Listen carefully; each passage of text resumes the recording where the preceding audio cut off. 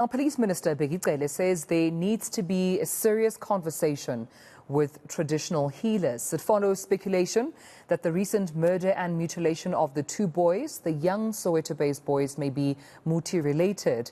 But in KwaZulu-Natal, a group of suspects, who allegedly massacred 10 family members in Pietermaritzburg, were caught conducting a cleansing ceremony with an Inyanga soon after the attack. So to talk more about these recent incidents and the role of traditional healers, I'm joined via Zoom now by Traditional Healer Gogo Odusheni. Gogo, thank you so much for your time and good afternoon to you. Thank you so much for joining us for this very important conversation. I mean, when we look at these two separate, crime incidents, two young Soweto boys mutilated. The conversation around the involvement of muti killings came into question. The 10 family members in KwaZulu-Natal who were massacred, we understand the suspects went to an Inyanga to conduct cleansing ceremony, bringing again the question of the role of traditional healers in this instance. When you heard of these two separate incidents where obviously crime is at the center, what is your first thought when you heard that one could be of muti killing and the other, there was a traditional healer involved in conducting their cleansing? What came to mind? Thank you for having me. And what came into mind is that as African, okay, to the question, it's traumatic, it's and to experience the fact that people actually went and to conduct a criminal act, and when they went to Isangoma or a traditional healer, it was to cleanse and actually remove the spirit of that person. And I was shocked, like it broke my heart. And to see all this to be done or to be seen live in action when it took place.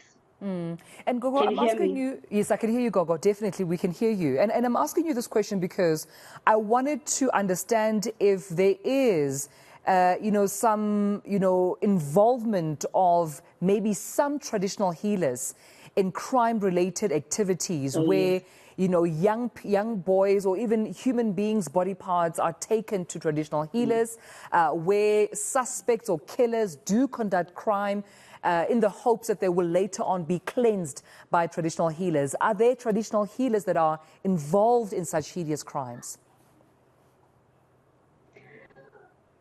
To answer, it breaks my heart because yes, there are traditional healers who are part of criminal acts, who are part of actually doing the cleansings after the criminal acts have been done. There are traditional healers who basically focus on actually cleansing clients or criminals after actually doing those criminal acts. So yes, there are traditional healers who are part of actually those criminal acts and who are part of cleansing criminals in terms of cleansing their spirits, all the spirits of those who have been deceased. Gogo, in the instance of the two young Soweto boys, it's a suspected muti killing. In that instant where a young child's body parts or body's been mutilated, what could potentially be the reason that a traditional healer would want those body parts for? What are they used for? Let's first remove Izangoma. Let's associate this. I think it's sad that traditional healers, we actually now an umbrella and everyone is being included. So let's just put it or label it under witchcraft. Well, actually, yes, let's just label it under witchcraft where I can't say healers who actually decide to use bodies or human parts to actually now get power and to use and get imiti to have power and to actually use limiti to do other wrong things. So basically this is witchcraft and it should not be associated with traditional healing because healing is about changing people's lives. So this is an act of witchcraft and not actually healing people. So they do this for power. They use human bodies to get actually and associated with other mutis to actually do and actually gain power. It's for power. They're using these body parts and mixing with the muti to gain power. Yeah. So you're saying there's a clear distinction here that's very important to reiterate. Yes, there's a please. difference between traditional healing, which is exactly for that healing, using traditional Yes. herbs and methods. And then there's witchcraft, which is not for healing, but more for destruction, for killing. And perhaps, Gogo, if I'm correct, for self-interest of that who is in possession of the body parts to have more powers for their own interests. This obviously, besides hurting, people in the process. There's a clear distinction that you're saying is important to navigate. Yes, please. I think we need to actually make it clear that this is associated with witchcraft. This is not healing. This is witchcraft where they use powerful muthi mixed with human bodies. This is not healing. Tina, as izangoma, we are healers to heal and change people's lives. This is an act of witchcraft. Umuthi, ukuncola, associated with ukuncola.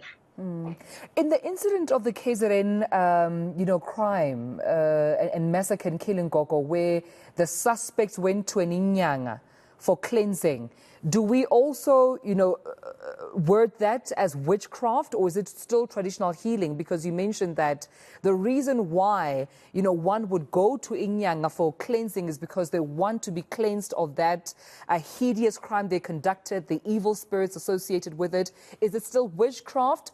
Or is the person who conducted the cleansing still referred to as a traditional healer, as isangoma, as inyanga? Help us there with the terminology as well. Okay, let's go back to the first question when you mentioned the part about the healers or traditional healers, as we spoke about earlier on, traditional healers being part of criminal act. So in this case, it seems as if this person was aware that there has been an act done, therefore now they're cleansing. So let's make it clear that yes, there is healing where you are cleansing for a spirit, for whatever reason you're going to do cleansings.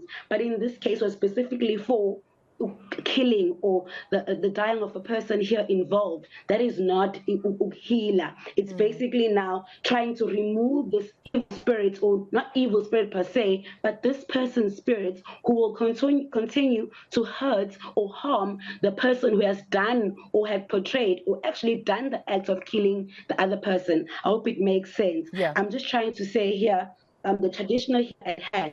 Yes, you can say that you are trying to heal, but the issue is that, yes, as Izangoma, we do cleansings and we do cleanse the spirits of Imoyemi with just different types. But in this case, it's about a person who has actually now has departed and has been killed by this person. So as when Isangoma, this basically just shows it's when Imoyemi involved and there is some kind of witchcraft here involved, because it's about now the harming of the person. You are cleansing the spirit of the person that you harmed. Yeah. Gogo, because we understand from what Police Minister Bheki Cele had to say with regards to the Inyanga involved in this KZN massacre incident. Yes. The Inyanga, we know that is from Swaziland. We know that the police are currently looking for this Inyanga. In your understanding, if a healer, a sangoma, an inyanga is aware that a client has come, yes, confidentiality and patient sangoma privacy and confidentiality still, I assume, being conducted in that space, but you're still aware that a crime has been committed, somebody has been killed, and the suspect is in front of you seeking cleansing. Do you have a role where you can play in informing the police? Can you go and talk to the police of said patient came to you looking for cleansing? Or do you have more of that privacy, confidential patient relationship where I suppose you're perhaps trained not to speak about it or speak about this consultation? My question is, do you assist police in this regard when you do have information that someone might have killed and come to you for cleansing? Okay, that is a bit tricky because now we have the confidentiality here between you as a client and me as a healer. So now it's binding me here to not be able to say anything or the outside world. But then now in reality here, you're looking at the situation where you are aware that so many people have passed or have been killed in this instance. And now you're thinking, okay, what can I do in order to be able to assist? But I can just say that it's just up to you as a healer, because now you're putting your life at risk as well, because this person can retaliate and do something to you too. So now you need to think about your life as well, and thinking about the about helping people, yes, but then now you're thinking about your life at risk as well. So I can say it just depends on a traditional healer at the time, because it involves a lot of parties, and it also involves your life and risk as well, because if now the person finds out that you have actually said about this, it can actually get you into some sort of issues. But I can say there is a confidentiality between you as a healer, as a sangoma, as a person comes here for a cleansing, but it is the right thing. It is the right thing for you to actually address it and actually call someone or do something about it. But in some cases, you're thinking about your life and the risk as well. If I put myself into this, will I be able to survive? But yes, the confidentiality part, it does work here, because now you're looking at, okay, this person, he said this in confidence. I can't actually trust or not necessarily deny the trust, if I can put it like that. And I suppose So that's your why the hands are tied. conversation, Gogo, between the police minister and traditional healers is important. He did mention that they're seeking to have a conversation and consult with traditional healers to help them in this regard. But thank you so much for giving us your perspective and your opinion. Traditional healer Gogo Odusheni, thank you so much for joining us right here on All Angles.